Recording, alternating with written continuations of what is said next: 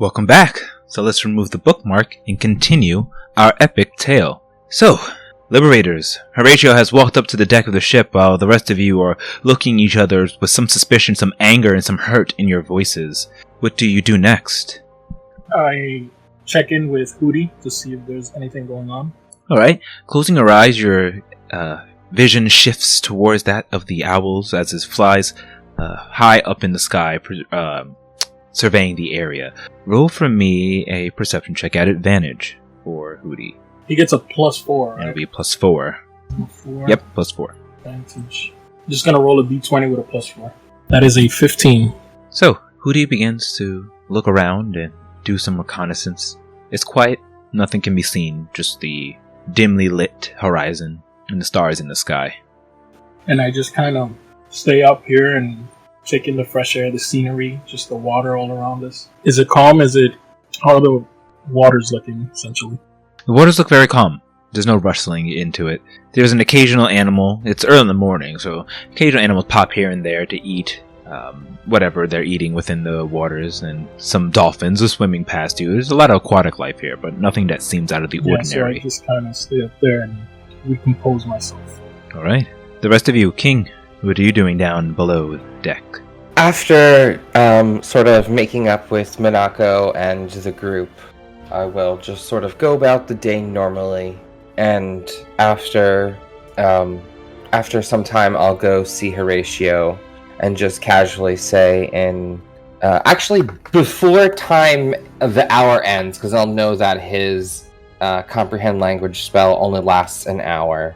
I will go to him, and as I walk past him in Sylvan, I will say to him, we will continue our conversation late at another date. Alright, so you casually leave out there after announcing your exit. Passing through the stairs, you go to Horatio, telling him your message. The rest of you, what are you doing? Cal? I will also go upstairs onto the main deck, and I'll kind of just walk towards the stern of the ship and go towards the helm. And I know it's on autopilot, but I'm going to stand just like near it, kind of taking in everything. Walking up the stairs, you go past King and Horatio. Yeah, so I'm available, but I'm kind of letting everyone get some space. Seems like we had a very tense moment. I'm still confused about what all happened and want to let everyone else feel the air before I try to make it even more muddled. Alright. You make your way upstairs, past Horatio and King, up to the back to the wheel. You look at it. It's steady in place. The mechanism looks familiar. You've seen things like this used before in Shiverin architecture and other works. So it looks fine. And then looking dead on, looks like the ship, as mystical as it is going in the direction very calmly. Duran, you see your allies going up. Are you following as well? Duran is going to stay around to talk to Minako. He's still obviously very, very peeved about what just happened. Okay. So downstairs, Duran, Minako. You see everyone goes up, but Duran stops you before leaving if you were heading off. Duran, you must be... Yeah, I have something to say to you, Minako. And he hugs her. Thank you so much for being the only person who's thinking about King and trying to keep him safe. I don't know what I would do if you hadn't told me what was going on. Duran, you really do care a lot for him, don't you? He's very important to me. I understand. He keeps putting himself in danger. All I can think about is trying to live up to the standard and helping everyone else. He thinks a lot about doing the will of his deity.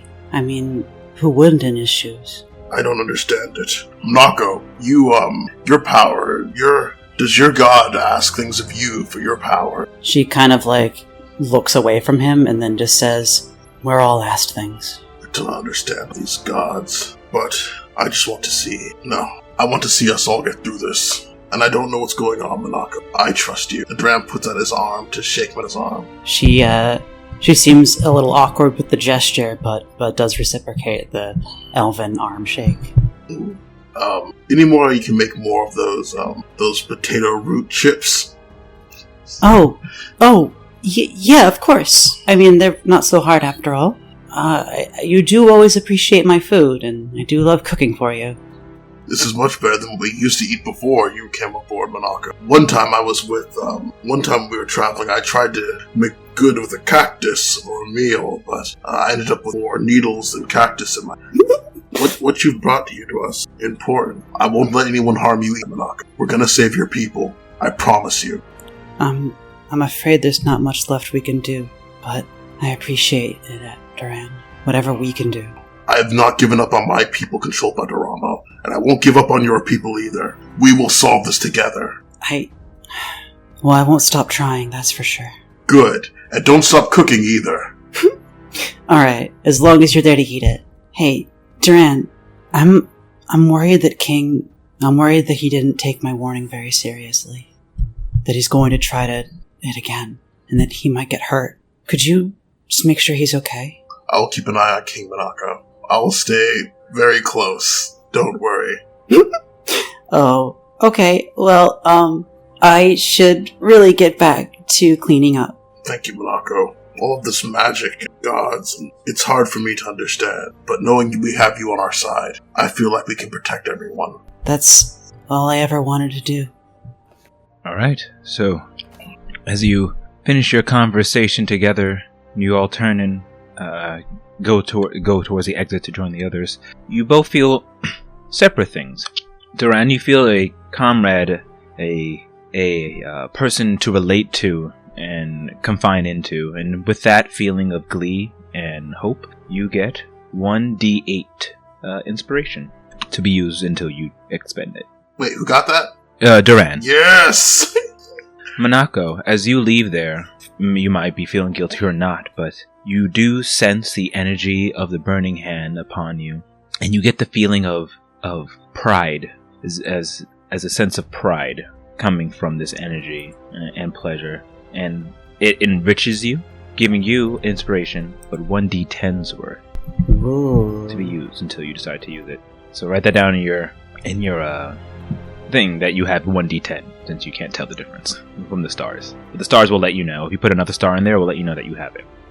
I'd like to make my way to Cal towards the top of the deck, and as I do, I'll say to him, have you spotted any sea turtles or any other things chasing us? Hopefully nothing. Trying to, break the tension. No, I haven't seen anything. So what exactly happened down there? I mean... And you see King, he's gonna start to lurch over, and he's gonna, grab his chest, and then, my chest hurts. And I'm gonna, pull back my shirt, and you'll see a dim light shining through my chest. So, Cal, what you see as King shows his chest located over his left pectoral, you see a crack inside of it. From the crack is shining as a dim light, just as if someone shining a flashlight or some sort through his skin. Where blood would come through this crack, it's not. King, I fall to my knees. I don't know how to help. I get down on a knee to try to help him back up and stabilize him. I rush over immediately, and I'll say to Duran, "Hey, Duran, come upstairs quickly." Duran's gonna run up and brain chat. I swear, if you all are trying some kind of nonsense with the gods again. I can assure you I'm not trying anything. And I want to kind of just I don't know, should I identify or I don't know what's wrong, Horatio. I don't know. And I'm standing up on my knees because he's helping me up. So I'm on my knees though, clutching my chest. I begin to focus on the thing on his chest and cast Identify. It's the best I can think of. So you go away. Are you using it as a spell slot? Or as a ritual? I feel like time is of the essence, so I would burn a spell slot. You cast your Identify onto the crack in the white light that's coming through his skin. It's a good size, as if he was, let's say, stabbed by a dagger. The size of a quarter. And this light is just shining out of it, illuminating the area as if a flashlight would. You feel the energy of divine energy celestial, almost, coming from this. Other than that, your identify doesn't pick anything else up. It's definitely divine, but I don't pick up anything else. Well, how can we fix it? Do we fix him? Is he breaking open with just divine energy? King! Around now, Minako appears from below deck with Duran. Yeah, the two of you run up the stairs and get there quickly. While this is happening, you heard the last few words of Horatio. My eyes are puffy and water is drenching my face as I'm crying now, as the pain is still rising in my chest, as I'm clutching as if trying to breathe. And my words mouth to them, help me. Oh, no, King! Cal, can you maybe cleanse him or lay on hands or something? Yes, of course. And I lay my hand on his pec where this light is shining through and try to close the wound. How many points of lay your hands are you expending? I'll give up all 30. Okay. Pushing off and invoking the power of Kalimvor, you shoot your lay on hands into his wound. It begins to glow and resonate for a moment, almost intertwining with the light that shines through. But it slowly dissipates, and the wound the crack has not sealed, and the light still shines out. Please, Horatio, please, you have to help him. You saved Galdrim. Help him! Minako tries to examine it to see, is there anything she would know about this? Stories or history? I would say roll me a history check. And she will invoke the Dark One's own luck to add a d10 to that. Okay. Going up to a 27. 27. Nice. Thinking back, you don't recognize exactly what this is, but through the divine energy coming out and what your patron has told you, it looks like something is definitely escaping from King. It might be what the Burning Hand had mentioned earlier. Oh, this is very bad. King. And she kind of goes up and tries to put her hand over the wound hole and just sort of trying to stop the light from exiting, physically. As you do so, it burns you. You're taking 4 points of radiant damage onto your hand. No!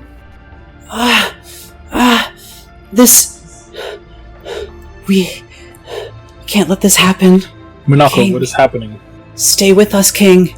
Now, King, you're not dying, though it's painful, and it's maybe looking at it makes it seem more painful than it is because it looks like something's coming out of you, but it definitely is not comfortable at all, and it's very scary.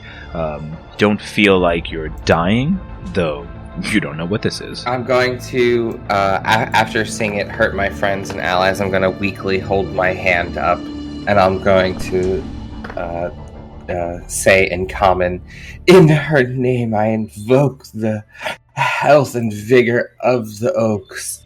I'm not ready to go yet. Heal me.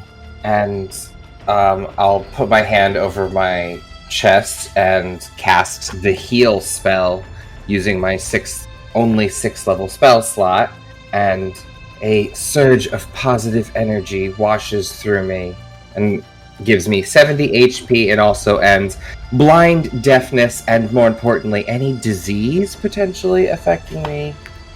Roll me, with that, your spellcasting modifiers are like an attack at advantage. Alright. Yeah, so it would be like charisma. Yeah, that would be a 28. 28.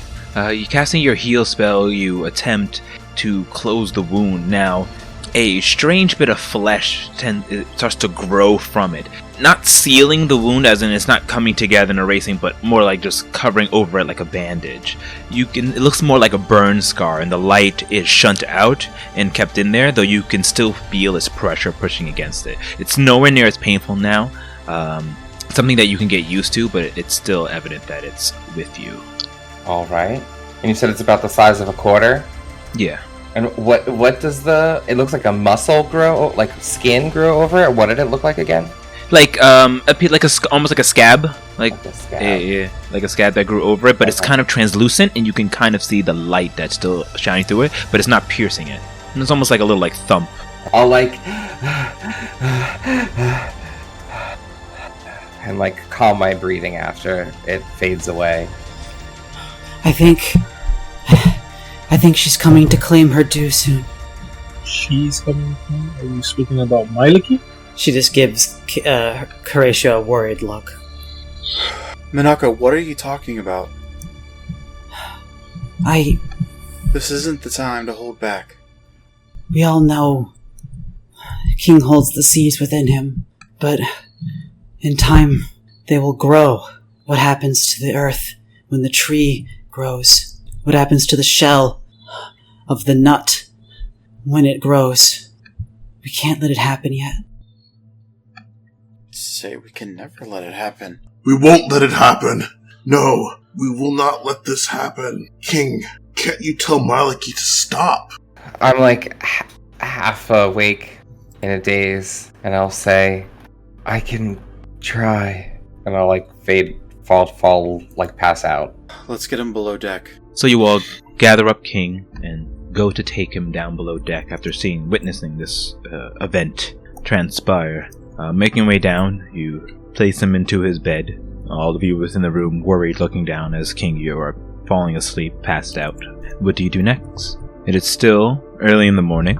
You can do things, or you can skip to the next day. I think everyone's too distraught to really try anything. I know that Horatio's not really gonna do anything. He's just kind of worried for King. Yeah, I think there's going to be a bit of making sure King's okay for a day. Minako preparing some mushroom soup for him and making sure he stays fed and hydrated. So, the day continues on, you going in and out his room, checking up on King. King, you do not waken. You fall asleep and it's just nothingness. You float there, not wanting to wake up.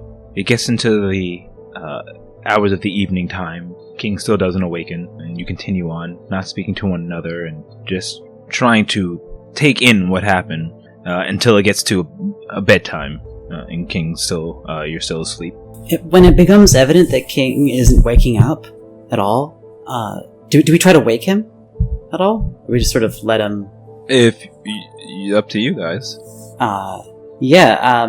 Around lunchtime, she'll try to rouse King with some soup. King? Okay. No response from King. King, you are still in this nothingness, floating there. You go to shake King again. He still doesn't respond. Okay. Maybe he just needs to really rest. And she'll just leave the soup by his bed and then, go tell Horatio. When Minako comes to tell Horatio about King, he would like to also ask for something. Horatio, King, he's not waking. That's worrisome. I'll go check to make sure that I guess he's still alive. I'll go check in a sec. I'm sure he's still alive, but I mean, whatever happens to him now, I don't know what we could do about it. Maybe he'll make a plea to her. Well, he is her champion. Minako, if I may, why did you stop us? Horatio, I was genuinely worried. And can't you see what happened to him? I'm a bit concerned that him pushing himself might have sped up whatever time or mileage he had. I did ask him to hold off until the next day, but he refused. It's not your fault.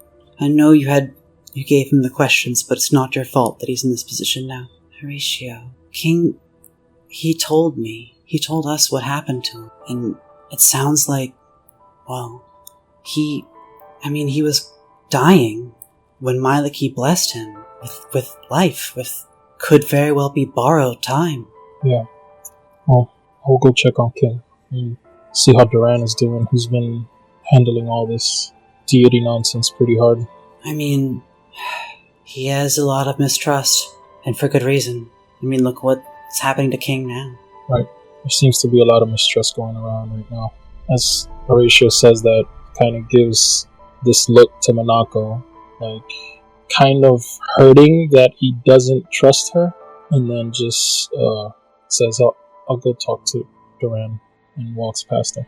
She returns his painful look with a guilty one, but doesn't say anything.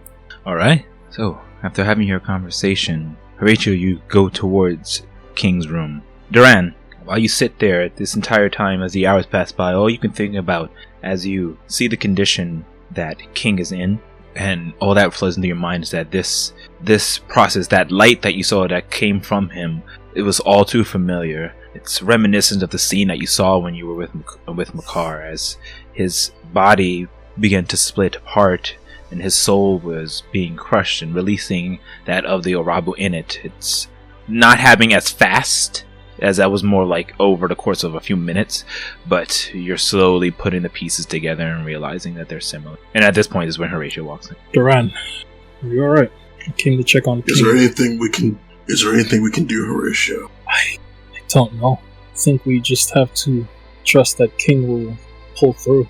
I have been watching the rising and falling of his chest as he but Horatio, you are a powerful wizard. Nothing is beyond you. Surely you could think of some way we can help him. I can check once we get to Thelos and see. Have you ever seen anything like this happen? Horatio, when I was alone with Makar, something like this happened before the Orabu took his form. Horatio, I can't bear to lose King right now. Did it happen as quickly as King's, or did it take longer? Or did it happen? No, it was in an instant. But what happened? We had walked with him, and he had been shown a vision by his god. We saw it together, and in the swirling lights of the vision, it came to him, and it gave him a choice, Horatio. But what choice is there to someone who controls everything about you? To your god, what choice can there be? I mean, at least he has a choice, right? He's been doing so much for Myliki, I'm sure that she's not just gonna rip everything away from him. And while deities are powerful, they tend not to intervene too much with this plane, for it brings about, and he kind of takes a deep sigh and goes, chaos. Look at him! Myliki is doing this to him! It's not chaos doing this to him! There has to be a reason, alright? He's not dead. He's still with us. We'll get answers, and I'll figure out what I can once we get to Thelos. I can assure you that. Horatio, wait, I have one more question. Please, do not tell King I asked you this. Can it be done? Can someone kill a god? I mean, anything is possible, right? If you just come prepared. But why do you ask? Are you planning on killing a god? Horatio, I would do anything to save. What if, like Makar, King's life needed to be sacrificed in order to save all of the realms? Would you still prevent that from happening? What kind of realm is worth having without him? Must. When I saw Makar die, I tried to save him. I tried to reach out to him. I tried to tell him to say no, but I couldn't save Makar, and I'm going to watch it happen again, right here in front of my face. I think that we should just let King make that choice when it comes to, don't you think?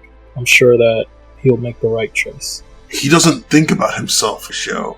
I know. He's always giving. I know. I asked him to hold off, and he chose not to. He's very stubborn, but he's also very strong. And though ill-tempered at times, wise. So I trust that he will make the choice that's best for him, for all of us. You should just stay by his side and enjoy the time that you have with him, I guess. So Horatio, are you staying in the room? No, I would then excuse myself and be like, I am going to just go and read up a bit. I need to clear my mind and give you your privacy. I'm worried for the both of you, alright? And he kind of puts his hand on Duran's shoulder, even though it's like he's taller than him. Thank you, Wizard Horatio. You've done so much for me. I truly believe that you'll be able to find a way to save. I'll do everything that I can, even if it means that I have to give up my own life. You can trust that. No more sacrifices. I'm sick of these sacrifices. Horatio kind of giggles a little bit. I'm messing with you, trying to lighten the mood. Yes, I knew that was a joke, Wizard Horatio. You may go now. I'll let you know if Monaco cooks dinner. And he walks out. So, the day continues. We'll go through these in stages, and let me know if there's anything you wish to do. As evening comes upon you, Duran, you see that no change happens to King, and dinner time is there. Monaco, you continue to make a delicious meal. If you set some by King, obviously, he does not eat the lunch you place before him, and neither does he the dinner. Does he rouse up? She does attempt to bring him dinner. She checks on him then. Anything, Duran? Duran solemnly shakes his I head. tried. And, she's going to, kind of like fiddle with the platinum ring that he put on her finger earlier. And she just says, if King, if he is there, he'll come back to us. He's got to. Maybe there's nothing we can do with magic, but we could pray. Duran, isn't there anyone you pray to?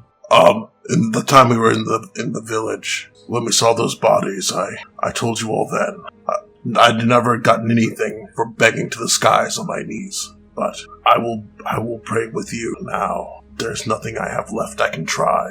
Let's call the others and just think for a minute. Just whatever you can give. Hopefully out there someone will listen. Maybe even King. And she holds out her hand to hold Duran's. While messaging everyone, we're going to pray for him. He's still not awakened. Please, just take a moment and think of King. So you all hear this, and in your own ways, you can give your prayers out. Monaco, you're still in the room with Duran, and you all start to pray.